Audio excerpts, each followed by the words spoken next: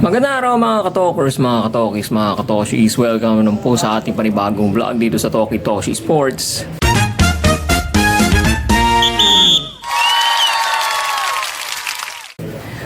Pag-usapan natin itong PBA Commissioner's Cups Finals. Finals na po tayo ngayon, ano? At ito ay sa pagitan ng Barangay Ginebra San Miguel at ng TNT Tropang 5G, mga kababayan. At meron naman tong sinasabi natin, rekindling the rivalry, ika nga nila, ano? So, ano ba masasabi natin dito, mga kababayan? At anong sarili nating opinion na forecast na mangyayari?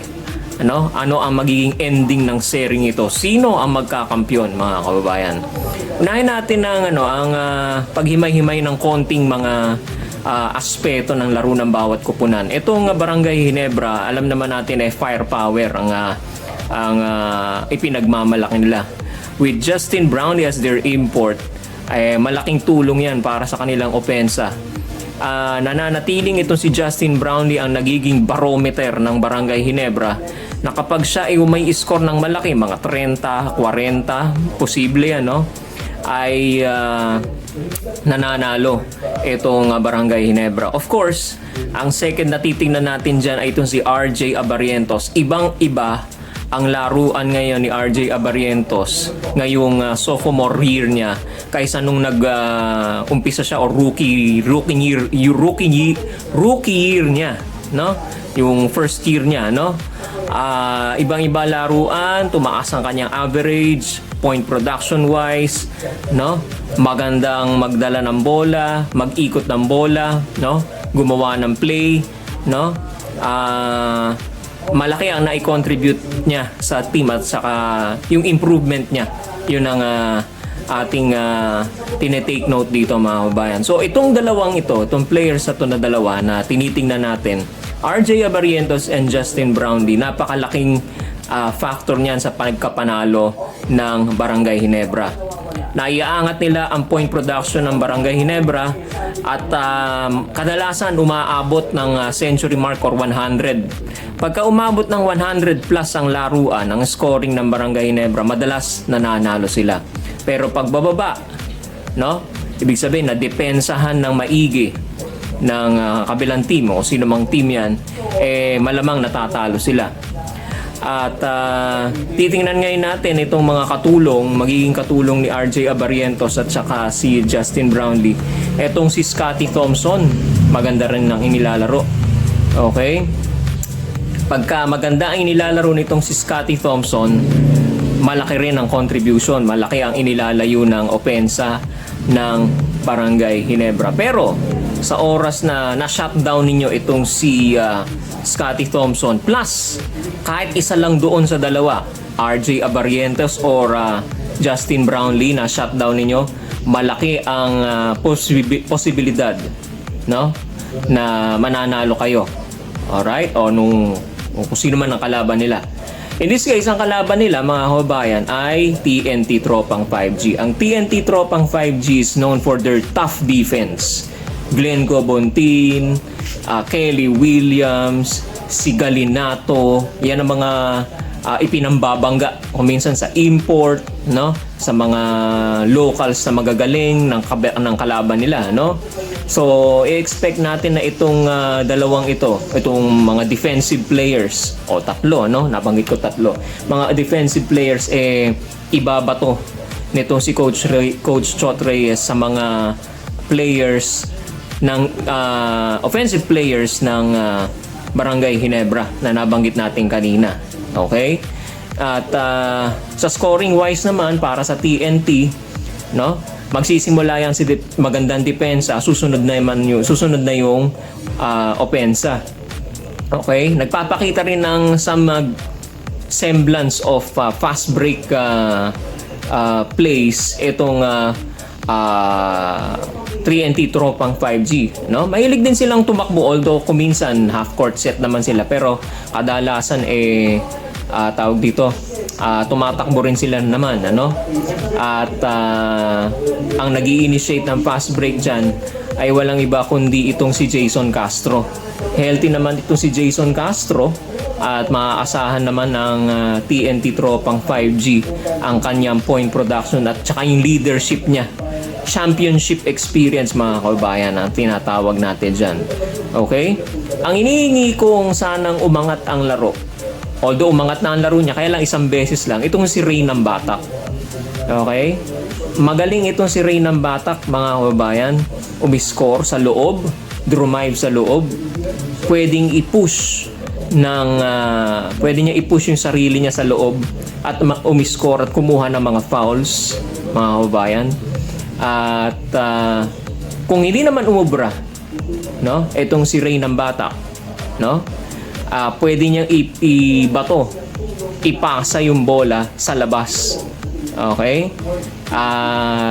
Kay daming shooters ng TNT. Jordan Heading, Calvin Oftana at RR Pugoy. RR Pugoy, malupit sa tres yan, ano? At kung gumana, okay? Itong 3-point shooting ng Milan TNT. Magkabilang panig mga kababayan. Yan ang isa sa mga chine-check natin, titignan natin. 3-point shooting or outside shooting, perimeter shooting. Kapag sino man sa dalawa ang lamang dyan, ang gumagana, lalo na ang 3, 4, malaki na ang lamang mo.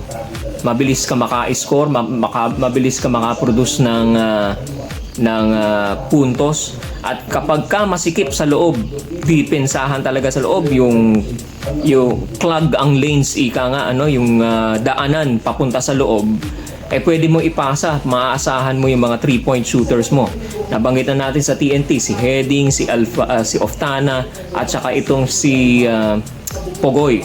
Sa Barangay Ginebra naman, you have RJ Abarientos pa rin. Justin Brownlee, pwede rin tumikada sa labas yan. Scottie Thompson, inconsistent siya, pero nakaka-tres din siya. Pwede rin siya. Okay? And sino pa ba sa Barangay? Si Ralph Koo. Bakit di nyo gamitin si Ralph Koo? Ayan, si Jeremiah Gray, maganda na ang laro ngayon. Paunti-unting contribution, maganda rin ang inilalaro. Nards Pinto, pamalit kay RJ Abarientos, pwede na rin, second stringer nila, So maganda itong laban na ito, mga kababayan. Offense versus defense na naman ang makikita natin. Barangay Ginebra, San Miguel versus the TNT tropang 5G. Of course, yung import matchup. Chris McCullough versus Justin Brownlee. Maganda ring laban to, mga kababayan. Both offensive-minded. Okay? Both may experience na.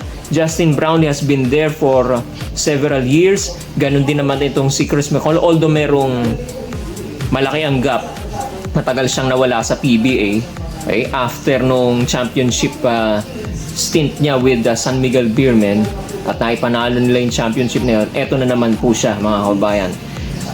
Malamang, dala-dala pa rin niya yung championship experience na natamo niya noong sa San Miguel pa rin siya, no? This time, ang bibit-bitin naman niya ay ang TNT tropang 5D. So maganda to, mga kababayan. Abangan natin sino ang mananaig sa finals na ito. Sa akin, ang personal fearless forecast ko. Again, this is my fearless forecast. Opinion po natin to sa tinitingnan natin na laruan. This is going to be a very close game. Maaring umabot ng Game 6, Game 7, pero ang mananaig ay Barangay Ginebra. Barangay Ginebra in 6 or in 7, mga kababayan. At hindi pa patalo ang TNT po dyan, mga kababayan. Okay? Most likely, siguro 60-40 ang hula ko dyan, Barangay Ginebra. Okay? Although, we cannot discount. Again, maaring magkamali pa rin po tayo. Ang inyong lingkod, magkamali tayo.